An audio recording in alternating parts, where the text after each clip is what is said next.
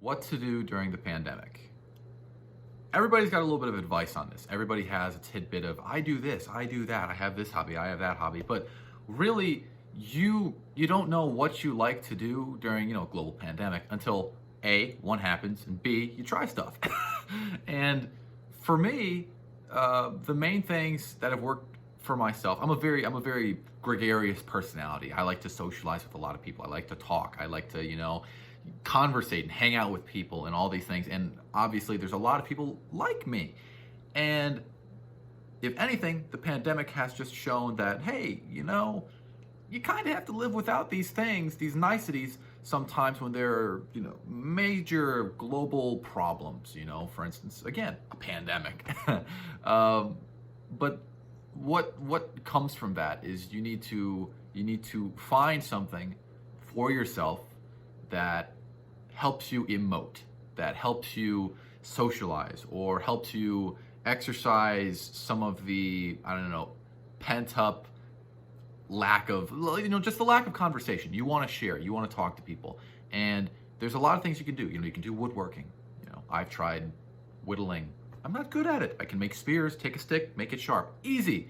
But other things, a little more difficult, But everyone has their own little hobby. For me, personally, out of the things that I have tried, woodworking, obviously not sticking around long.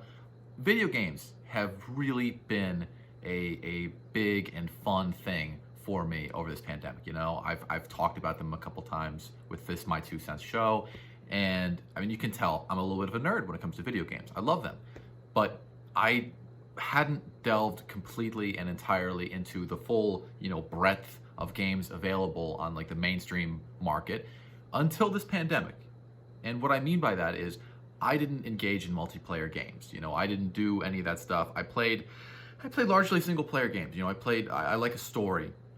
I like something where I can kind of create my own world and then go and, run amok of it or build upon it, whatever I feel like doing in that time. And well, that left out an entire, genre of game options, in multiplayer format where you can, play with your friends. You can talk with your friends on various applications and things like that. And when the pandemic came, I definitely felt a withdrawal of people, much like, most other people did as well. And I'm sitting there, I'm thinking to myself, gosh, I miss talking with my friends. I miss hanging out with my friends. I miss doing this, I miss doing that. And it's just, back and forth, back and forth. And then I realized, hey, I can try out multiplayer games. Let's see what all the hubbub is about, because I saw all these YouTube channels and things talking about new Call of Duty games that you could play multiplayer. Like Warzone, that whole kind of battle royale format of games that's been out there and wildly successful for so many gaming companies. And I said to myself, hey, let's try it out. Let's see how this is. And I go on Discord, and I don't know anything about it. I don't know anything about it. I'm on there. I'm just like, so what does this button do? How do you hear me? Can you hear me now? Can you hear me now? It's like an old person that's, say you pluck somebody out of the 1800s, and you set them down here and you say, hey, here's an iPad. And they're just like, what? Tablet of glowing light?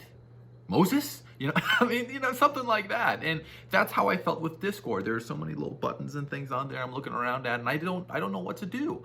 And, I get walked through it by my friends who are on Discord with me. They say, okay, click the call. They're texting me. I'm reading the message. It's like, okay, click this. Okay, yeah. And then it says, you see the blah, blah, blah. And I follow the directions. Lo and behold, I'm on there. I'm talking to them.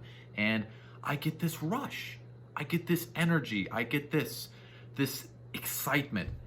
And I realize the adrenaline and the joy that I'm feeling, it's from talking to people again, beyond a text message or a Snapchat. It's a real conversation with somebody. And granted, I don't get to, see their face or anything, but I don't know. For me personally, FaceTimes are kind of weird. I feel like conversations get a little more stilted, if anything. But on Discord, it's like I'm just there talking to them. The voice, it's like they're right there because, they have a good mic.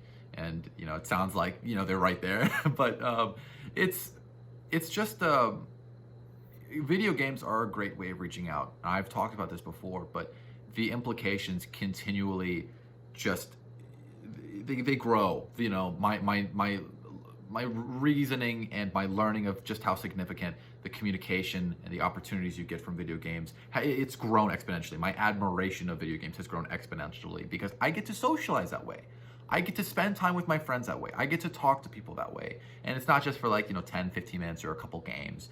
It's for, 5 hours I'm on there and we're playing together and we're joking around. We're talking about all manner of things. It's not just like, oh, go to the objective, do this, do that. No, there's that to like a very minimal extent, like 5% of the conversation. Everything else, just talking. And it's great. And I think that's something we could all use a little bit of. And whether or not you're into video games or what have you, try and join something like a Discord. Try and get a group chat where you can hear one another's voices and you can talk to each other. It doesn't have to be a video game. It can just be on Discord and you're just talking to each other on that. And you go and you interact and you socialize and you do all these things, and it feels good. It feels good. And I know that there's a lot of people that are sitting back and just like, oh, that's stupid. I don't want to do that. I'm going to wait until I can see them in person. But that hurts you in the long run. And you may not recognize that now. You may not be wanting to accept that right now either, but it's going to hit you sooner or later. Just like, gosh, I feel so lonely right now. I don't know why.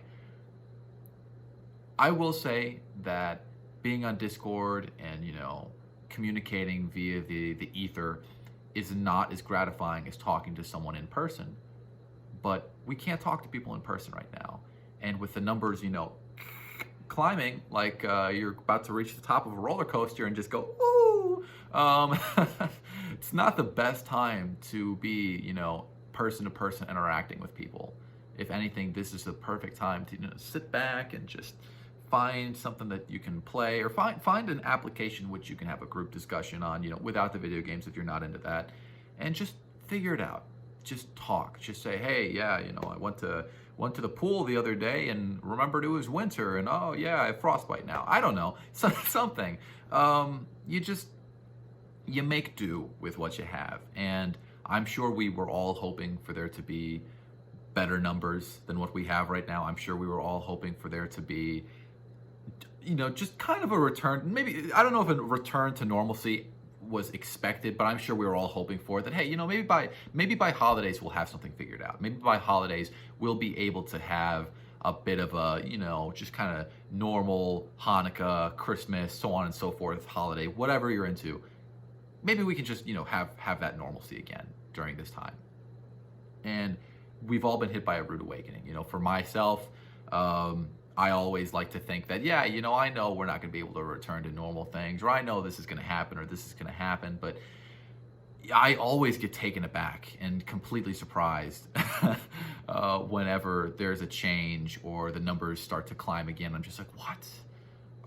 Because it's taking us, and also selfishly, it's taking me away from being able to return to my normal life. And we all feel that way.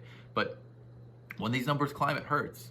And again, we have to make do with what we have when those numbers climb, because there's only so much you can do during a time like this that's going to fall within, health protocols, but also within conscientiousness of yourself and your loved ones, because you have to take that into account. You have to say, we're gonna be smart, we're gonna sit down, we're gonna stay insulated, we're gonna wait this thing out, we're gonna fight it, we're gonna get the vaccine when it's available, and so on and so forth. Just keep moving.